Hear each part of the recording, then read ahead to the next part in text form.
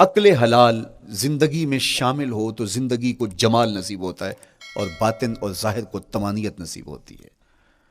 اگر رزق پاک نہیں ہے تو آپ کعبے بھی جائیں تو وہاں بھی آپ محروم پلٹیں گے۔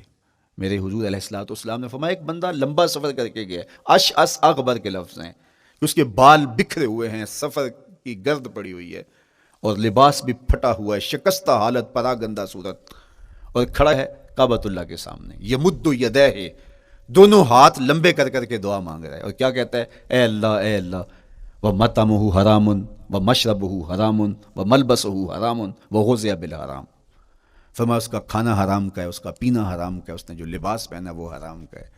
میرے حضور فرماتے ہیں بتاؤ اس کی دعا کیسے قبول ہوگی؟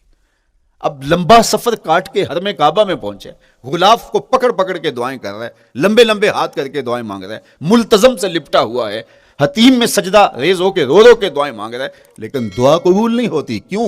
اس لیے کہ اس کے پیٹ میں لقمہ حرام کا ہے، اس کے بدن پہ لباس حرام کا ہے۔ تو اسلام نے جتنا زور حلال کمانے، حلال کھانے اور حلال اختیار کرنے پر دیا ہے، تو ایک مومن اگر اسلام کے مبادیات سے بھی آگاہ ہو تو اس کی تو زندگی کے اندر جو ہے وہ حرام گھس ہی نہیں سکتا ہے، بلکہ وہ مشکوک سے بھی اجتناب کرے۔ چوتھی چیز، کف الاذی، اپنے آپ کو ایسا بناؤ کہ تمہارے وجود سے کسی کو ضرر اور تکلیف نہ پہنچے۔ ہمارا اسلام تو ہمیں یہ بتاتا ہے کہ تم پیاز یا لہسن کھا کے مسجد میں نہ جاؤ کہ تمہارے منہ سے جو سمیل آتی ہے اس سے کسی کو تکلیف نہ پہنچے۔ تو یہ اسلام کی دی ہوئی تعلیمات ہیں کہ مسجد میں بھی جانا ہے تو اپنے آپ کو دیکھو کہ تمہاری حالت کیا ہے، تمہاری وجہ سے کسی کو تکلیف نہ پہنچے، تمہارے رویے اتنے خوبصورت ہوں، تمہارے ہمسائے بتائیں کہ یہ واقعی مسلمان ہے۔ مسلمان کی تعریف کی گئی، المسلم من سلم المسلمون من لسانہ و یدہ۔ مسلمان کون ہے؟ جس کے ہاتھ سے، جس کی زبان سے دوسرا مسلمان بھائی محفوظ ہے، تو وہ مسلمان ہے۔ اللہ اکبر۔ ہم یہ جو کہتے ہیں السلام علیکم، اس کو کہتے ہیں تحیت المسلم، مسلمان کا تحیت۔ تو اس میں اس کے معنی پہ غور کریں تو ہم اس کو ضمانت دے رہے ہوتے ہیں، السلام علیکم، تیرے اوپر سلامتی ہو۔ تو ہم اپنی جانب سے اسے ضمانت دیتے ہیں، میرے بھائی میری طرف سے تیری عزت، تیری جان، تیری آبرو سلامت ہے، اب میری جانب سے تو پریشان نہیں ہونا، میں تجھے سلامتی کی ضمانت دیتا ہوں۔ اور وہ آگے سے کیا کہتا ہے؟ وعلیکم السلام، میرے بھائی پھر میری جانب سے بھی تیرا سب کچھ محفوظ ہے۔ اگر سلام کا مفہوم اچھی طرح ہماری روحوں میں اتر جائے تو پھر ایسا ہو نہیں سکتا کہ ہم جس کو السلام علیکم کہہ دیں پھر اس سے ہم دھوکہ کریں یا اس کی آبرو پہ حملہ آور ہوں یا اس کے مال پہ حملہ آور ہوں جب السلام علیکم کہہ دیا۔ چونکہ جو ہمیں لفظ بولنے کے لیے کہا گئے ہیں اس کے پیچھے فلسفہ ہے لفظوں کا۔ یہ پھول ہیں، ان کو دیکھ کر سبحان اللہ کہنے کا کہا گیا ہے، پہاڑوں کو دیکھ کے اللہ اکبر کہنے کا کہا گیا ہے۔ پہاڑوں کو دیکھ کے سبحان اللہ کہہ دیں اور پھولوں کو دیکھ کے اللہ اکبر کہہ دیں، ایسا کیوں نہیں کہہ دیتے؟ لیکن نہیں، اس لیے کہ جب پہاڑوں کو دیکھتے ہیں تو دل میں ان کی ہیبت پیدا ہوتی ہے۔ اتنے بڑے پہاڑ، سمندر کو دیکھتے ہیں تو اس کی ہیبت پیدا ہوتی ہے، اتنا بڑا سمندر تا حد نظر پھیلا ہوا، تو جب اس کی بڑائی پیدا ہونے لگتی ہے تو فوراً پلٹایا گیا اللہ کی بڑائی کی طرف اور کہا بول اللہ اکبر، یہ نہیں میرا اللہ بڑا ہے۔ اور پھول کو جب دیکھا تو اس کی لطافت کی طرف الجھنے لگے، کتنا خوبصورت ہے، درزوں میں کیسے خوشبو بسی ہوئی ہے، کیسے رنگ ہیں، کیسے جمال ہیں، اللہ اکبر۔ وہ کیا کسی نے کہا تھا نا کہ درزوں کی لطافت میں خوشبو نے اماں پائی، گل چیرنے والے نے کس شان سے چیرا ہے۔ تو کیا کمال ہے یار، کیا پتیاں ہیں، کیا رنگ ہے، کیا خوبصورتی ہے، کیا لطافت ہے۔ الجھنے لگے، کہا بول سبحان اللہ، یہ کیا ہے جس نے رنگ بھرے ہیں وہ پاک ہے۔ تو تیرا دل الجھ نہ جائے تو جو ہم بولتے ہیں لفظ جہاں بھی بولتے ہیں اس کے پیچھے ایک فلسفہ ہوتا ہے۔ السلام علیکم یہ تحیت المسلم ہے۔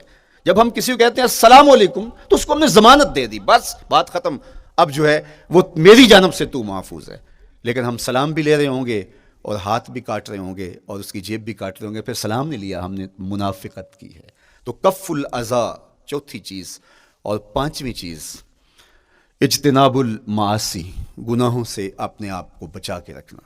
نیکی کرنا بہت اہم ہے لیکن نیکی کرنے سے زیادہ ہم اپنے آپ کو گناہوں سے بچانا ہے، چونکہ شر کی قوتیں ہمارے ساتھ جڑی ہوئی ہیں، اس لیے اپنے آپ کی حفاظت جب ہم کریں گے تو ہم ایک اچھی صورت میں آگے بڑھیں گے۔ اور چھٹی چیز وہ ہے التوبہ، توبہ تسلسل کے ساتھ کرتے رہیے۔ یہ تصور کہ بڑھاپے میں توبہ کریں گے، یہ تصور کہاں سے آیا؟ یا ہمارے ہاں آج کل یہ کلچر پیدا ہوا ہے کہ لیلۃ القدر یا شب رات کے دن سارے جڑ کے توبہ کرنے بیٹھ جاتے ہیں اور پورا سال اپنی مرضی کی زندگی گزارتے ہیں۔ ایسا نہیں ہے، میرے حضور کے دامن پہ ایک بھی گناہ کا دھبا نہیں تھا. ہم نبیوں کی عصمت کے قائل ہیں, کسی نبی پر کوئی گناہ کا دھبا نہیں ہوتا. اگر اس امکان کو بھی تسلیم کر لیا جائے تو ساری شریعت مشکوک ہو جاتی ہے. لیکن اس کے باوجود حضور فرمایا میں دن میں اللہ سے 100 بار توبہ کرتا ہوں, ایک دن میں 100 مرتبہ توبہ کرتا ہوں. میں اور آپ دیکھیں کہ ہم کیا اس معمول کو اپنی زندگی میں شامل کیے ہوئے ہیں. جب انسان توبہ کرتا ہے, جب غسل کر لیتا ہے نا ایک دفعہ, تو پھر وہ بچ بچ کے چلتا ہے کہ کوئی گھر دوبارہ پڑ نہ جائے. اور جب وہ لتھڑا ہوا ہو تو پھر اس کو پرواہ بھی نہیں ہوتی. اس لیے ہمیں بار بار غسل کرنے کی, بار بار توبہ کرنے کی تلقین کی گئی ہے تاکہ ہم پھر نئے گناہوں سے بچتے رہیں گے. تو اپنی زندگی میں توبہ کا تسلسل کیجئے, شام سویرے صبح بار بار اللہ سے توبہ کی رجوع کیجئے. اور آخری چیز ادا الحقوق, حقوق کا ادا کرنا. ہمارے ذمے جو حقوق عائد ہوتے ہیں وہ ہمارے والدین کے ہیں, وہ ہمارے بہن بھائیوں کے ہیں, وہ ہمارے دوستوں کے ہیں, ہمسایوں کے ہیں, ہمارے اساتذہ کے ہیں, کلاس فیلوز کے ہیں. وہ حقوق حتیٰ کہ جانوروں کے کیوں نہ ہوں, تو ان حقوق کو ہم ادا کرنے والے, دست بردار نہیں ہو سکتے ہم ان حقوق سے. یہ مومن کی زندگی ہے.